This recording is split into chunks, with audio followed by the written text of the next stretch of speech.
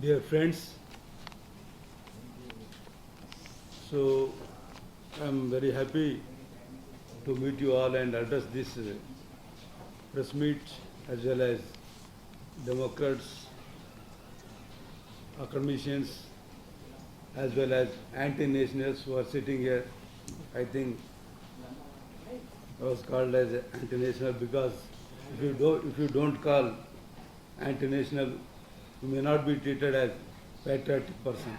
So that is the definition today that we are having. Friends, you know this RSS BJP government, how it is unleashing terror not only in Telangana, entire in India by implicating academicians, journalists, professors, teachers, farmers, Adivasis, all them implicating in repressive laws like UPA, all in remaining India, PSA, there are state laws, repressive laws, so many laws are there. So to begin with, to call this government, RSS government, all we call, you may call abstractly mad government. So mad government means we better to put in connotation like this. Mad means the government against Muslims, the government against Adivasis, the government against Dalits. This is mad government.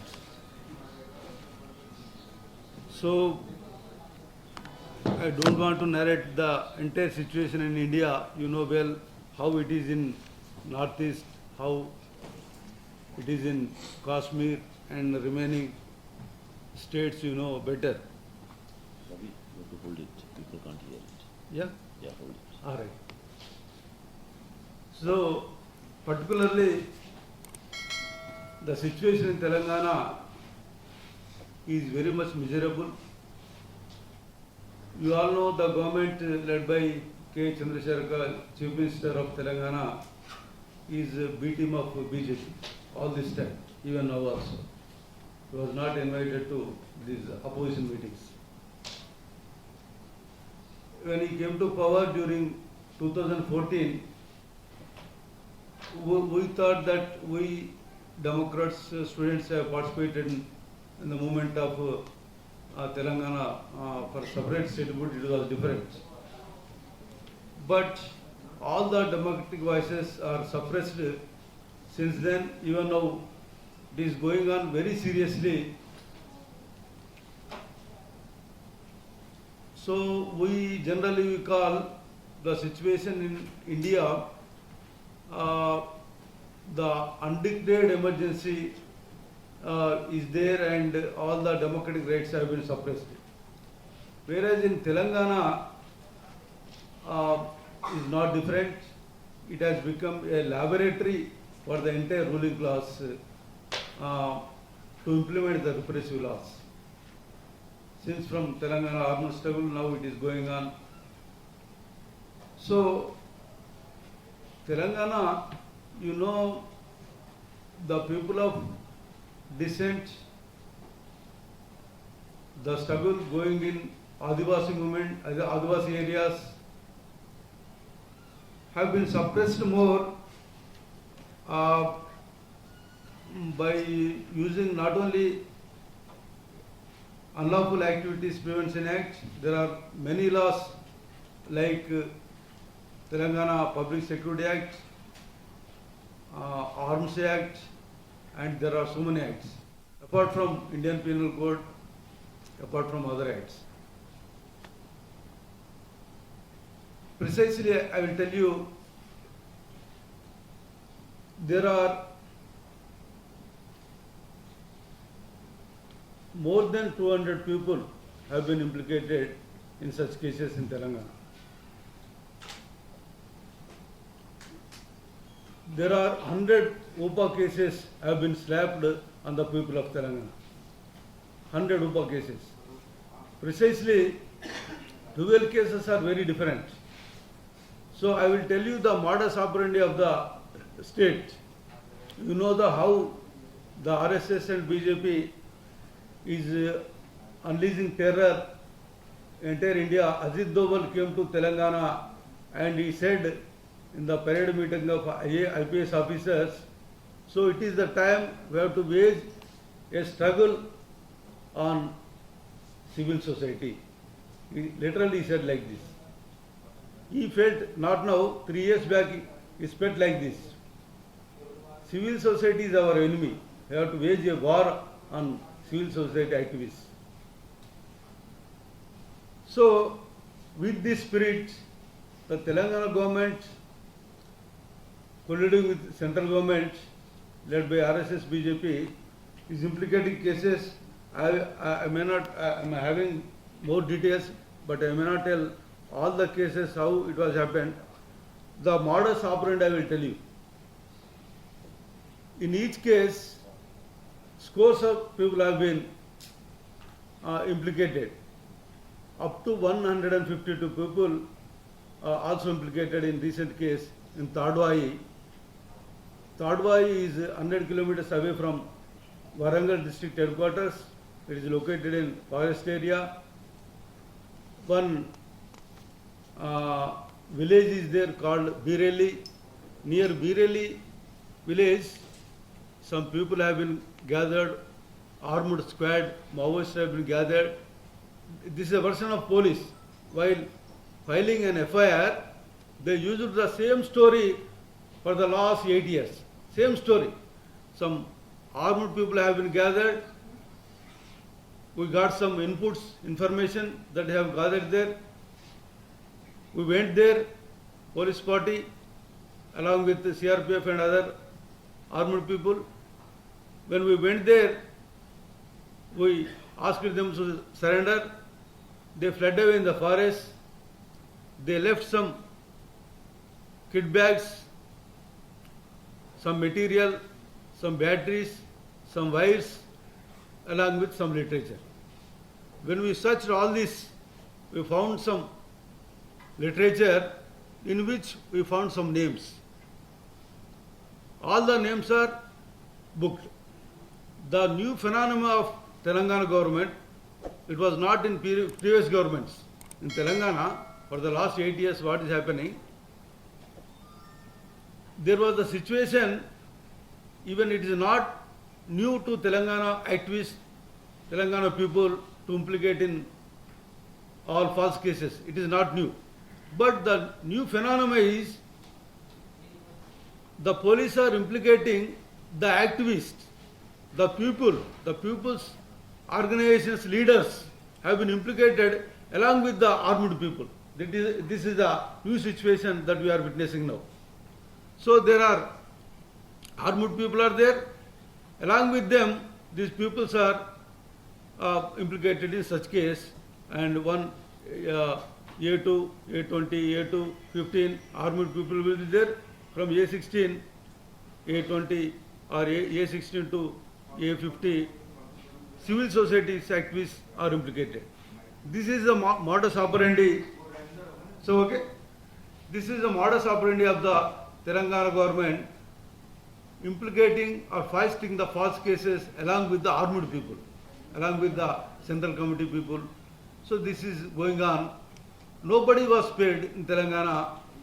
Students, leaders, teachers union leaders, journalists, practicing advocates of High Court or District Court,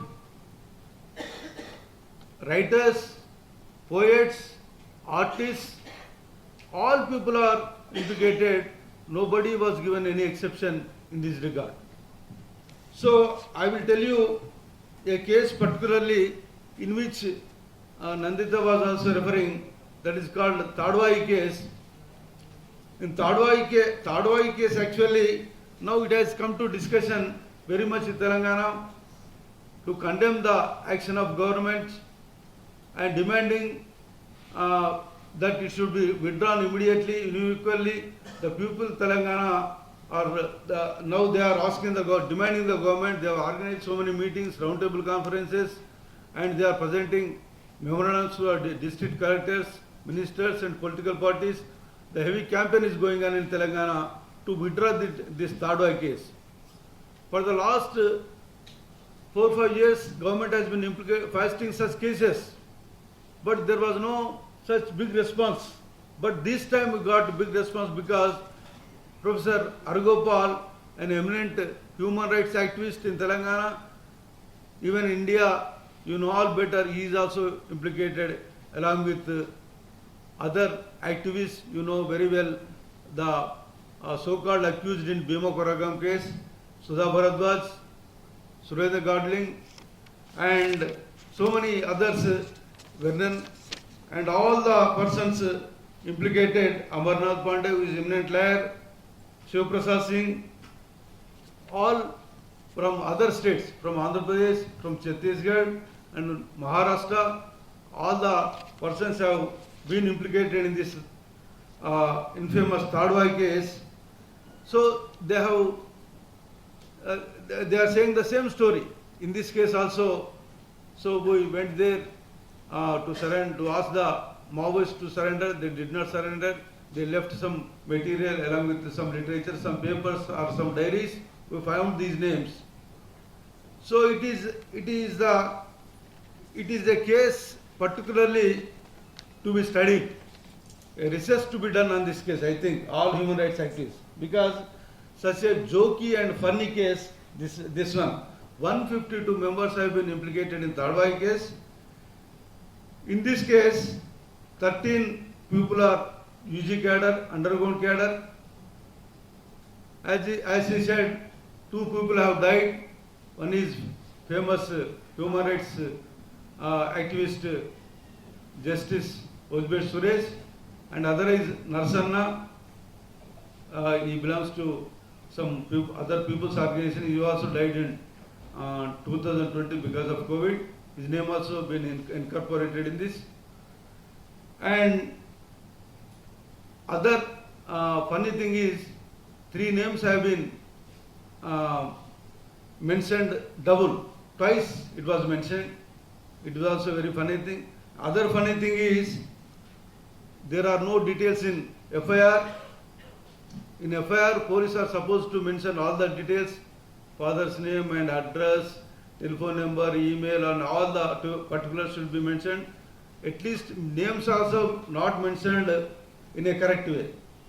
For example, there are Aarti, simply Aarti is there, A-R-T-H-I. Who is Aarti, where she or he belongs, we don't know. Satya is there, who Satya, Satyavati, Satyamaduru, we don't know. Very funny thing, all the names are mentioned like that. And more funny thing is, when they are filed this affair very carelessly, and police are saying, we are investigating on all this. Of course, I will tell you later on. Bolgu district superintendent of police have given a statement later on. We are investigating how they investigate and who they investigate. My name is Ravi Chandan. I am also one of the accused. My friend Professor Lakshman also accused. I am having 6 UPA cases on me, and he is also having 5 to 6 cases. That is different. Even we are having 1 to 12 cases on each. 500, 600 cases have been filed. More than 200 people have been implicated. This is the story of Telangana. So when I come to this case, funny case, they have mentioned in the FIR the same story. They have identified 20 organizations, 20 people's organizations. All students' organizations are there. Telangana Vidyarthi Vedika, Democratic Students Union, Adivasi Students Union, there are there, and Women's Organization, Chaitanya Mahila Vedika, and his organization, Civil Liberties Committee, our organization, Telangana Praja Friends, and like many organizations, CRPP is there, IAPL, Indian Association of Pupils, for which Justice Suresh worked for more, he was the founder, I think. So like this, and Virasam, famous Revolutionary Writers Association, like this, there are 20 organizations. The police have cited these 20 organizations having 20 fraction committees. All these 150 members are working for fraction committee for CPM Maoist party without any evidence. without referring any names, without filling any details. So arbitrarily these FIRs have been filed. So for this, we have raised such questions from civil society, from political parties have condemned, along with Congress party, and we have also asked the Congress party, did you withdraw when you come to power? UPA should be withdrawn. So they say this and that. So that is going on now. So you have asked the CPM people also, which is power in Kerala. So jokingly, the Kerala government also slapped 30 UPA cases on students. So that is also there. There is no crime mentioned. Yeah, no crime mentioned. Simply students have been slapped in Kerala is a funny story. So regarding Telangana, like this FIR shows that it is very carelessly and to threaten the people. And another side, the state is threatening all these people, calling them to NIA office. There is an NIA office in Hyderabad, National Investigation Agency. You know very well how the ED and other agents are used to silence the dissent or to harass the people's organizations or political parties. So, regarding this case, particularly in Telangana, we are demanding to withdraw this Tadwaji conspiracy case unilaterally. We are demanding all UPA cases should be withdrawn. We are also asking to scrap the entire UPA Act. Entire UPA Act. So with these demands, our forum against repression Telangana, we are also conducting some meetings. For Telangana, politically, I am not going into details politically how the existing state government is hand in hands with BJP and how it is manipulating the facts and fabricating the cases on peasants or all like this. I request or I ask all the political parties to spell their stand on UPA. That is our consistent demand. As all we are feeling that whether it is a Patna meeting or a Bangalore meeting, we having some hopes, ray of hope on political alternative. We have to ask all democratic forces, the political parties, whether you come to power, will you scrap the UPA? So that should be our main demand. Will you scrap the UPA? Will you lift the cases? When you are in opposition, you are asking. So every time it is happening. When Chidambaram was in power, he has sharpened the UPA Act. We know. So now Ajit Doval and Amit Shah is doing the same. More than this, even individual also has been declared as terrorist by amending this UPA Act during 2019. So it is all there. So all democratic forces should ask one question: such repressive laws should be withdrawn. First of all.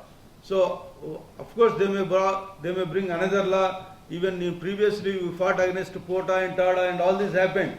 But now those acts have been expelled automatically. But UPA is different. UPA 1967 Act is different. But at least will you modify it? At least you should not use this act in your respective states. This should demand come from democratic forces, and we should put pressure on political parties, opposition political parties. Otherwise, you know, already we are facing the fascist conditions in India. If it goes on like this, we may not have voice. Even everybody is saying Yogendra, Yadav and all other Harsha Mandir, it is a time to wage the second freedom struggle. So what is freedom struggle? Freedom of people who have to fight. So definitely, ultimately, we get freedom, and at least to protect the basic principles of Indian Constitution. That should be our slogan. Thank you all of you.